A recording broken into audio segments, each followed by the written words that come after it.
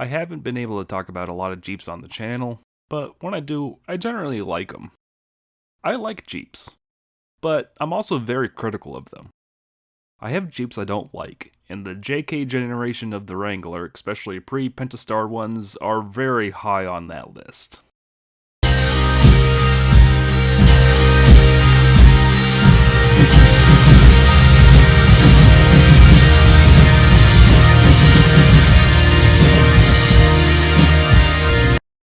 2011 Jeep Wrangler Sport. Yes, the JK generation. On one hand, this was the generation that took the potential of the Wrangler as the adventurous image for the mainstream with its larger size, more comfortable ride, and available 4-door unlimited model. All of this saw the Wrangler hit new sales records never before seen, and was the lone bright spot for Chrysler in the dark of their bankruptcy. But, on the other hand, it also represents what I and many consider the worst looking Wrangler. It represents what I consider a lot of poor design choices and trends that Daimler Chrysler was making at the time. Name me one good looking Daimler Chrysler developed design. There aren't many, and by the time Daimler offloaded Chrysler in 2007, much of Chrysler's greater lineup was stuck with designs that I honestly felt were among the worst of all the struggling American automakers at the time. Chrysler had always played third fiddle to Ford and GM, so when all three were in the doldrums in terms of design and poor build quality, Chrysler was always going to get it the worst. I really don't like these Jeeps. They were certainly a transitional generation of the Wrangler, going from being a dedicated off-roader to something of a social status. Something suburbanites would turn to give off and hopefully finally achieve that outdoorsy adventurism that they were aiming for on weekends. Something that they can fit all of their hiking or fishing gear in, and hopefully not get their kidneys completely beat out of them while going down their city streets, like Wranglers and CJs before it. But the social image dilemma aside, these are very flawed Jeeps, especially the early ones. Under the hood for the JK generation, the venerable AMC Straight 6 was finally put to pasture as Chrysler simply couldn't keep it going any further with the cold steel hand of the government's environmental regulations coming to roost. Instead, there's the 3.8-liter EGH V6 source from Chrysler's minivans that would get the call. Jeepers at heart immediately saw that and wrote it off even before they got behind the wheel and were disappointed with the output. While power and torque numbers were similar to that of the old 4.0, the torque band itself simply didn't have the get-up and oomph that the old Straight 6 had. While the 4-liter was no refined modern engine, the 3.8 simply felt like a bag of hammers screaming in agony. And that's before we got into the drop in reliability between the two. My other big issue with the JK is simply it's a step back in design. The TJ is honestly the perfect Jeep design. Sure, I may be looking back in rose-colored childhood glasses, but the TJ was a modern design that took the Wrangler back to round headlights and paid homage to the CJ5 and CJ7 quite well. The face of the JK is just bleh. It represents a lot of what I don't like in mid to late 2000s car design. It's too blocky when it doesn't need to be, and the plastic fenders age like milk. There's a reason you get them color matched starting in 2012, and it wasn't because they looked good. While it may be overall a better on-road driving and living experience compared to the TJ, you can't look me straight in the eyes and tell me this was a better designed Jeep. Sure, inside is better, but it's not great. It's that lovely, crappy, late odds hard plastic that Chrysler was puking out at the time. Sure, it's a 2011 model that got a major interior refresh. Trust me, earlier models were even worse, and later JKs certainly got better. Unlike the TJ, ergonomics are actually much better. I fit quite well in here, like really comfortably. TJs, meanwhile, can be a challenge. The dash comes down on those quite far, and I often find them cutting into my legs just above the knee. It's sadly a state of where my legs are so long it creates a situation that sliding the seat back doesn't really fix. The JK fixes that, fortunately. But I'd still rather have a TJ. It's a situation I found myself experiencing with the NB Miata. I love the TJ.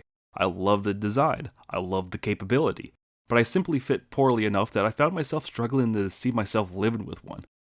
Unlike the NB Miata, where its replacement is just as good, the JK fails to scratch that itch that TJs and older Jeeps have for me. I know Wranglers as a whole have been getting a lot of crap with the influx of them, with the JK and JL successor making them even more accessible for street use, but the JK really deserves that ire, in my opinion. By the late aughts, Jeeps and Chrysler's overall lineup were fully Daimler Chrysler designs, and they lacked a lot of the charm that made 90s Chrysler so great. The JK Wrangler is no exception. While it is an important milestone for the model and the brand, it's just a poorly aged design that lasted for way too long due to the fact that it was selling so well that it was simply helping fund the newly formed FCA as a whole, and just keeping that whole company afloat. But just because it sold well doesn't mean that's necessarily good or great. Sure, it's a good off-roader, but it's also less reliable and frankly not nearly as good looking as its predecessor. I don't like the JK Wrangler for a lot of reasons, so much that I haven't really talked about this one in particular. Sure, fine, let's get back to the car review. It's a 2011 Wrangler Sport. As mentioned before, it's part of the 2011 refresh that saw vastly improved interiors introduced, even as they still weren't that great, as they were built with the same plastics that igloo coolers are made from. What's funny about that refresh is the fact that Chrysler was in such shambles at the time, their refresh for the Wrangler was actually split into 2 different years, with 2012 finally getting the new powertrain that saw the 3.8-liter EGH V6 finally launched into space with the introduction of the much-improved 3.6-liter Pentastar V6.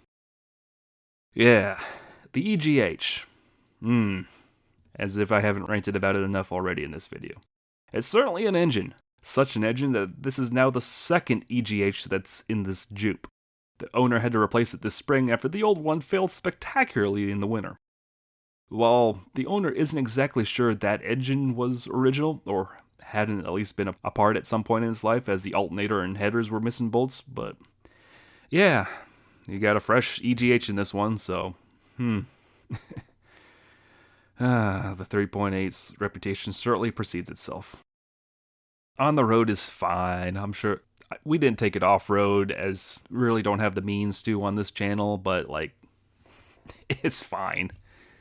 It doesn't beat you up like a dually does, but it's still not great. Steering's kind of lazy, and it's a Jeep. It's nothing to shout home about.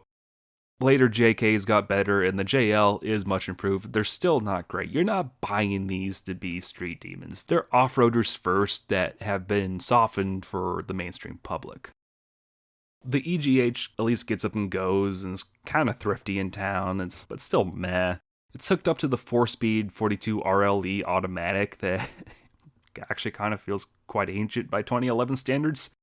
Luckily, with the 2012 powertrain refresh, they finally got a 6-speed in here. And of course, with all Wranglers, you had the option of a 6-speed manual, this one being the NSG 370 that was sourced from Mercedes. But yeah, on the road it's fine. It's just fine. Again, I fit better than I do a TJ, but it doesn't have the charm the TJ does. There's certainly a lot of bankruptcy Chrysler in this thing. Most notably, now that the engine is fixed, is that the rear zip-in window for the soft top is kind of buggered. The zipper's not in good shape, so the owner often leaves it off this one. But it served its purpose as an outdoorsy adventure weekend mobile. The owner, Delana, bought this thing to take into the North Carolina mountains on her off weekends, and yeah, it has gone on many adventures in all the little small towns and mountains, and just overall adventures waiting in the North Carolina mountains for you. But it has been a bit of a lemon, and it's kind of soured Jeeps as a whole for Delana, which happens to a lot of people that get into Jeeps, especially with these bankruptcy era Jeeps. They were trying, but there's a reason why Chrysler went bankrupt. Her next vehicle is probably going to be something hopefully a little more reliable, and it probably won't be a Jeep. Yeah, I've rambled on long enough. The JK Jeep Wrangler was indeed an important model for Jeep, but it's aged like milk.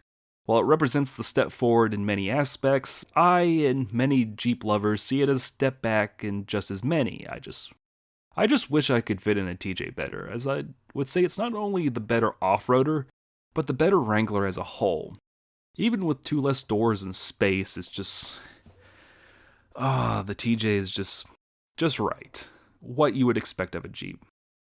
The JK just got so big and bloated, especially in 4-door unlimited trim, and especially when you put bigger tires and wheels and lift on it. It just... JK Jeep Wrangler. You represent a lot of good effort by Chrysler of the time, but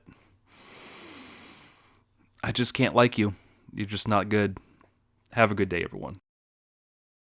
Well, that was a lot of ranting for this episode. Thank you so much for watching another episode of Wookie Drives. Huge shout out to Delana and James for letting me drive their recently fixed Jeep Wrangler.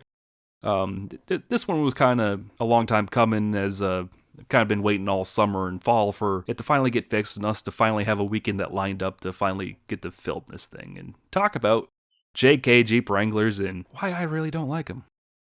If you have a car or truck that you'd like to see on the show and happen to be in the Charlotte, North Carolina area, especially in the Mooresville area, feel free to email me your submission at wookiedrives@gmail.com. That's right, submit your car to wookiedrives@gmail.com.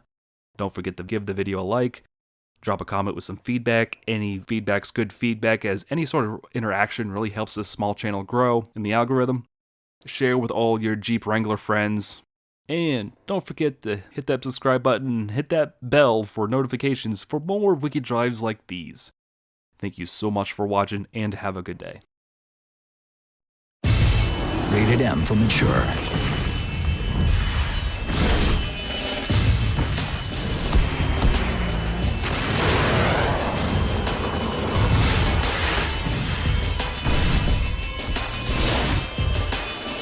There's only one vehicle tough enough to play in this world. The 2011 Jeep Wrangler Call of Duty Black Ops Edition. With a redesigned interior, the new Jeep Wrangler remains one tough 4x4.